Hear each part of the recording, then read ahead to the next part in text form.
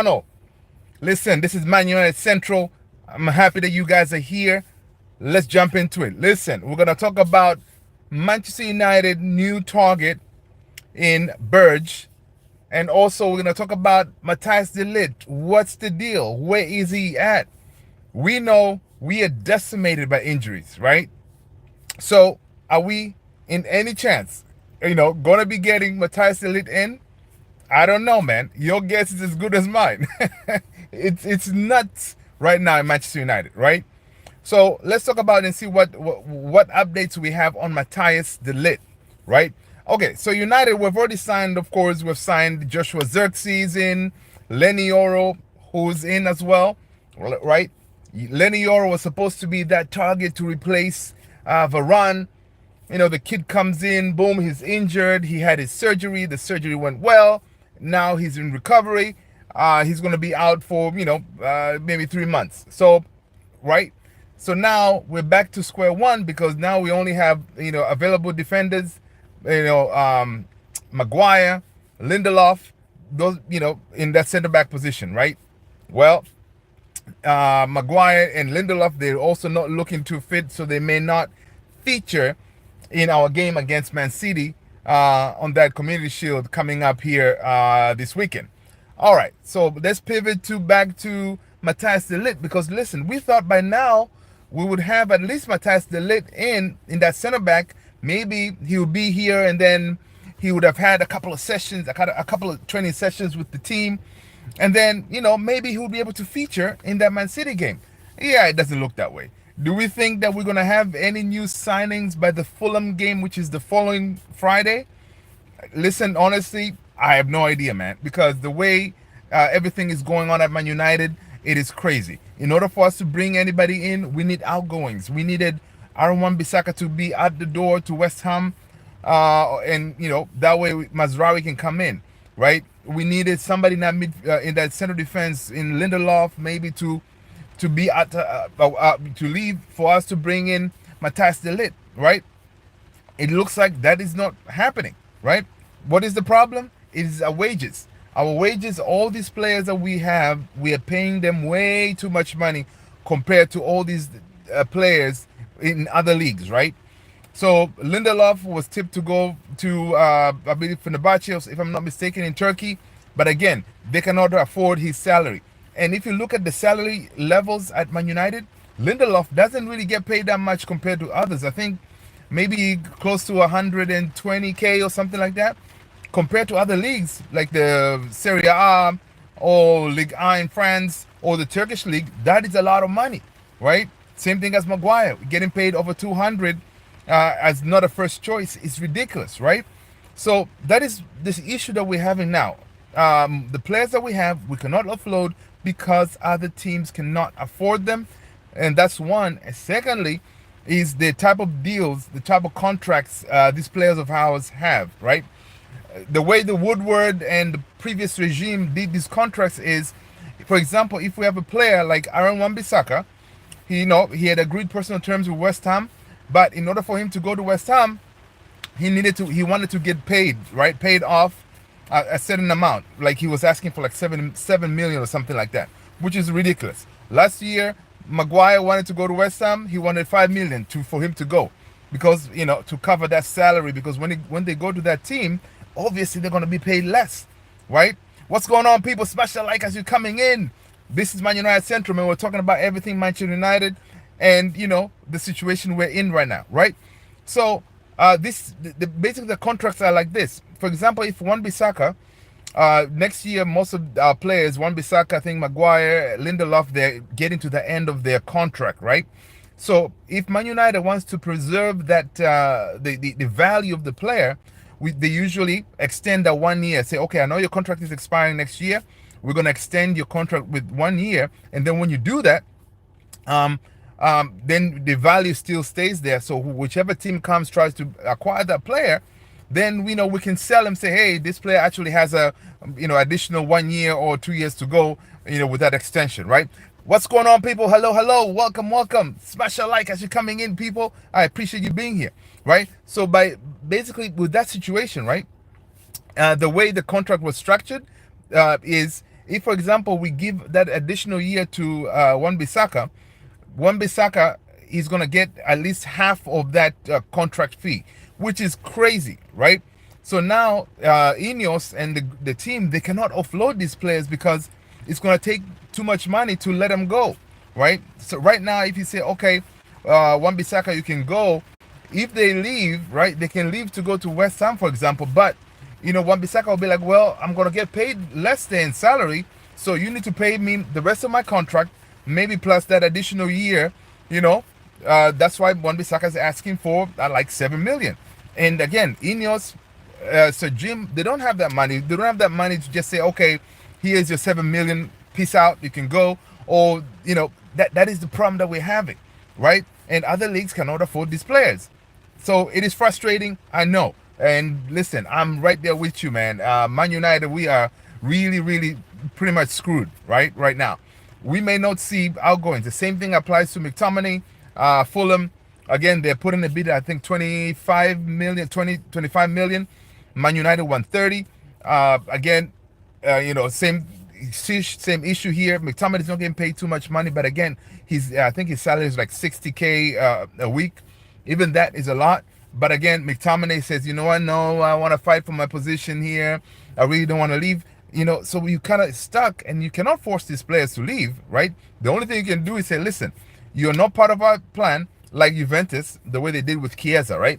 They told him, look, you're not part of our plan. Find yourself a team, right? So when you do that, it means that, what's going on, Soccer Star? Welcome, hello. Right? You're going to force them to say, hey, if you stay here, you're going to be training with the kids, like the way we did with Jadon Sancho last time. You're going to train with the kids because, you're not going to be part of our plans. Yeah, what's going on? Yes, English. Subscribe. Yes, welcome. Hello, Edwin. What's going on? So, yeah. Yo, Soccer Star, what's going on? Welcome. Yeah, man, so it is frustrating. So anyway, Matthias de Ligt, where we are. So listen, we know in the center back, Matthias de Ligt is part of our like number one in the shopping list. But the center back, basically, he's obviously Bayern, in order for de Ligt to leave, Bayern need to bring in Jonathan Tah from Bayer Leverkusen, right? So the situation with that is this. In order for Bayer Leverkusen Bayer Leverkusen, what they've done is they've put in a deadline to Bayern Munich, say, hey, you guys need to decide if you're gonna take Jonathan Tah by a certain time frame. I think it's by the end of today or tomorrow. I forgot the time frame exactly. And basically, with that time frame, if that time frame passes, then Jonathan Tah is gonna stay. And if Jonathan Tah stays at Leverkusen, then that means de Ligt might not be able to leave, right?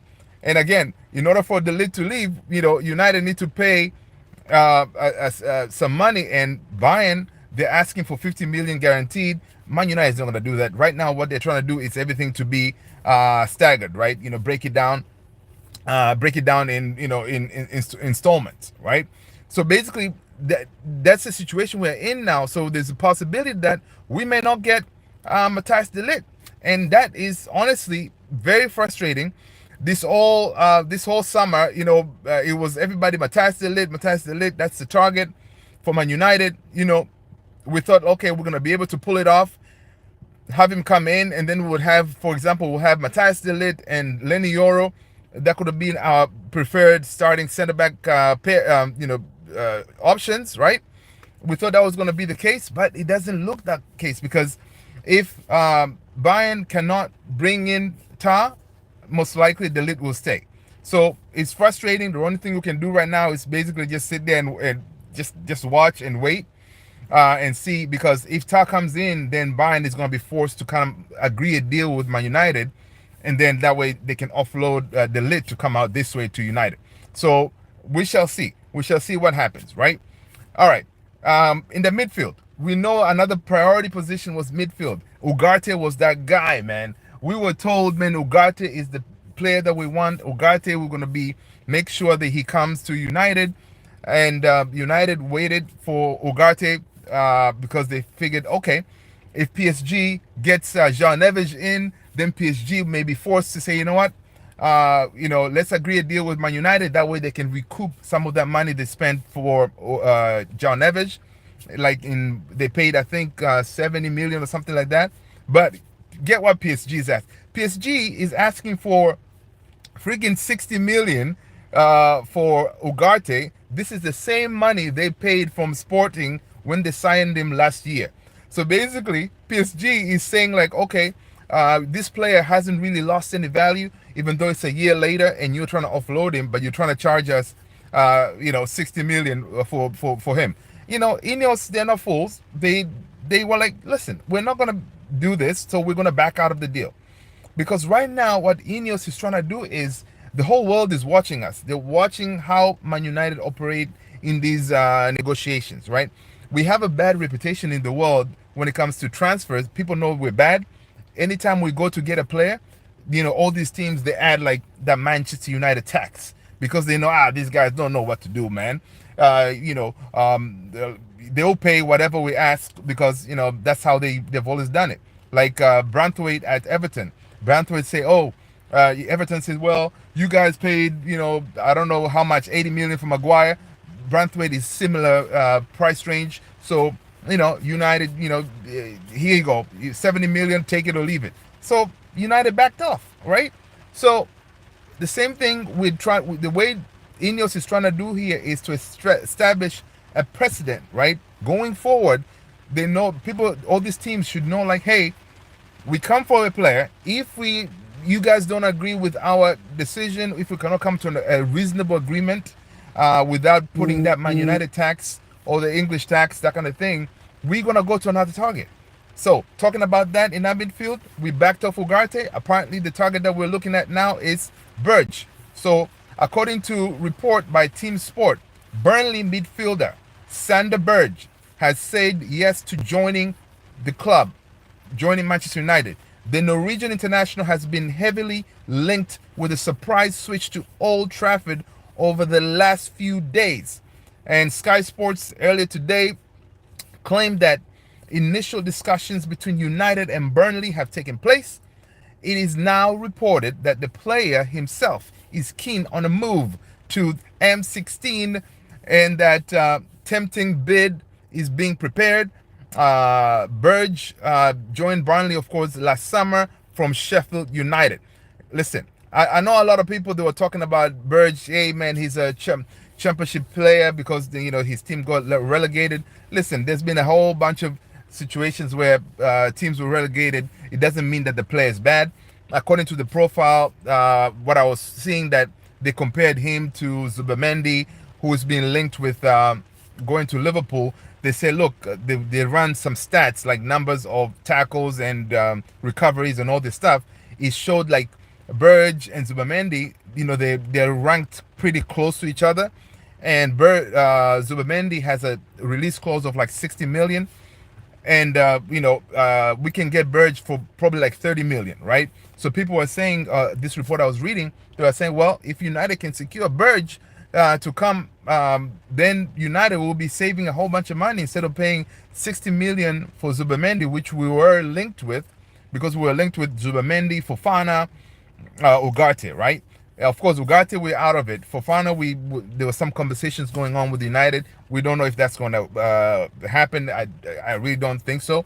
It looks like more that we may be going more for Berge because, again, we can afford his salary.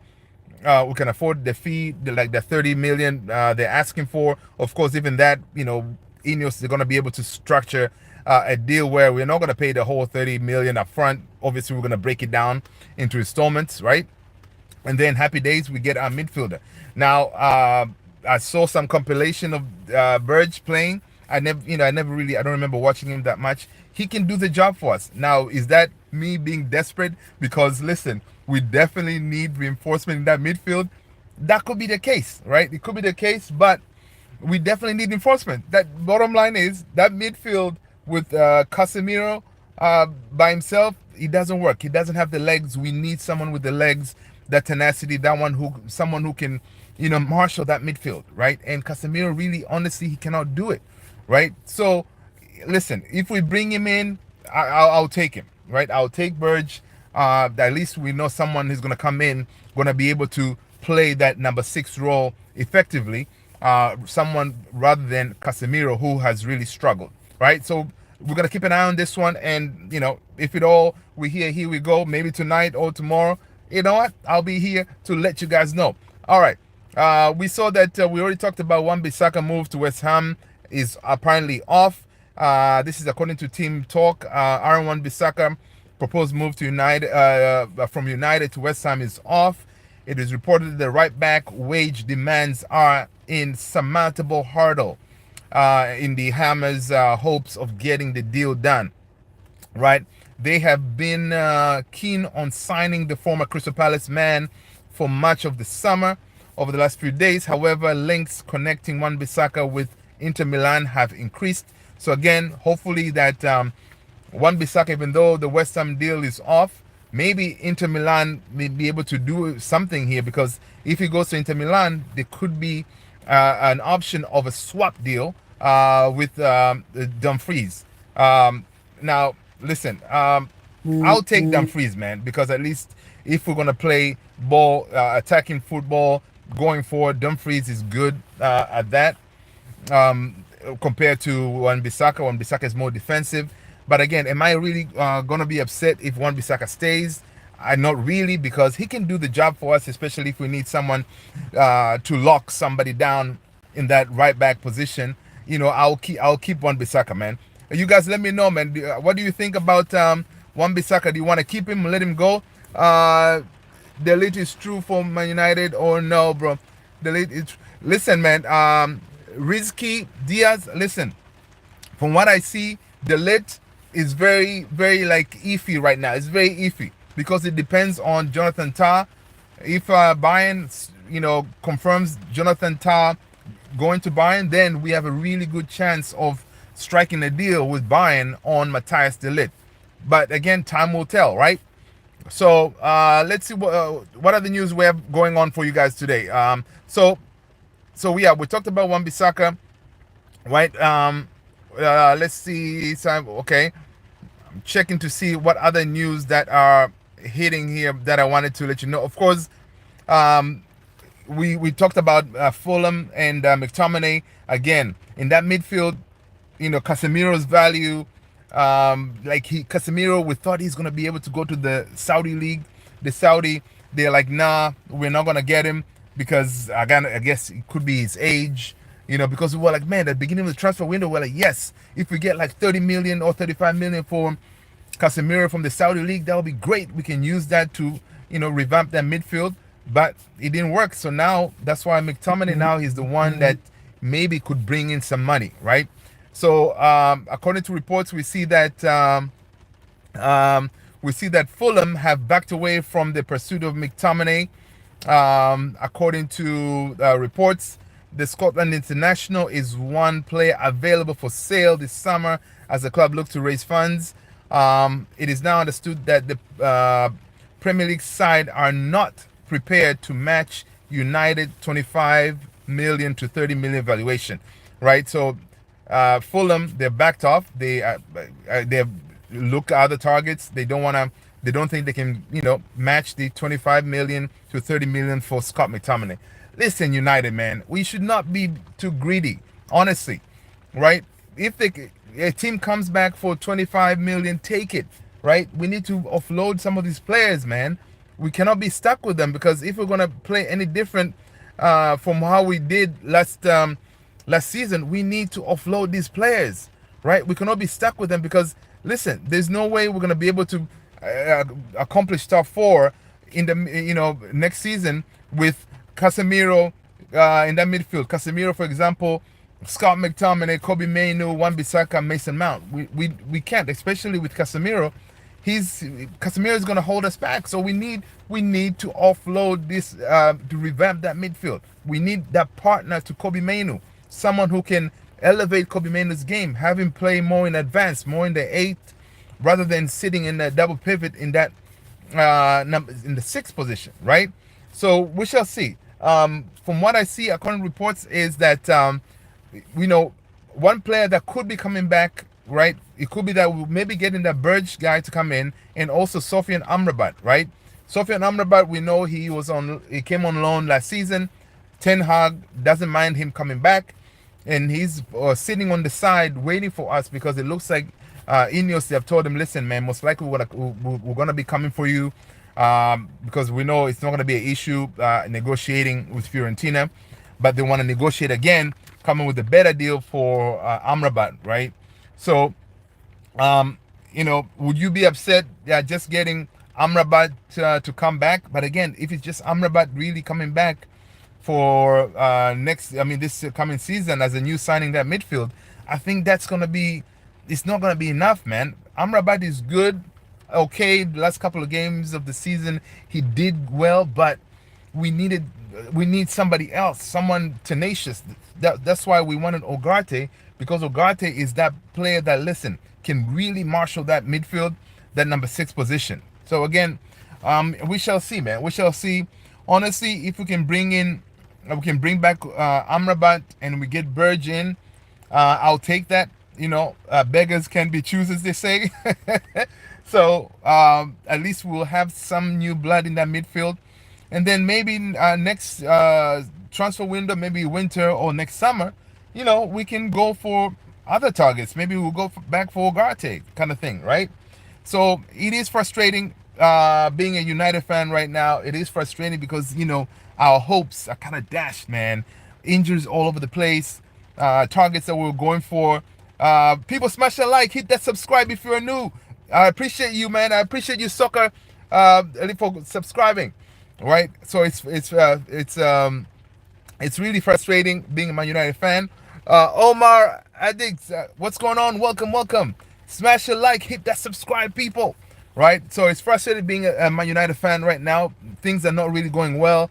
Ten Hag today told us, look, we may have a whole bunch of injuries, right? A whole bunch of injuries. City game, I think Maguire could be out. Lindelof could be out. So we may see Casemiro again in the central defense. Imagine that. Come on, man. This is not good. It's a good thing we have Lisandro back. So, and Ten Hag said Lisandro may play. So it's going to be like Lisandro partnering maybe Casemiro for sure, the way it looks. But again, that's not good. And then in the midfield, who do you play? You play Scott McTominay, Kobe Mainu, Bruno. It's not exciting, man. It's not exciting. So, guys, listen, this was a quick one. I just wanted to give you guys an update. I appreciate you all hanging with your boy. I am Luther. This is Man United Central. I appreciate you subscribing. I appreciate you liking the video. And I will talk to you in the next one. Peace out, people.